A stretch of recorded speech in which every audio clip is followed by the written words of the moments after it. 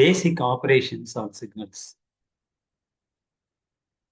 What are the basic operations that one can do on a signal are time shifting. It means delaying a signal or advancing a signal. That is called time shifting. Time reversal. Time reversal. Actually, this is mathematically possible. Suppose something is happened here, means if you reverse this like this with respect to time axis, finding the mirror image of this is called the time reversal. That is a mathematical operation. Time scaling. So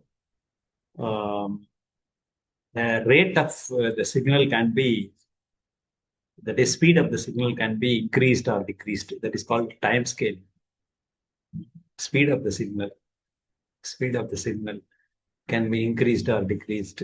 That's called time scaling. Amplitude scaling, that is increasing the amplitude of the signal. Suppose this is the signal, means if you amplify this, it will be like this. So this is called amplitude scaling.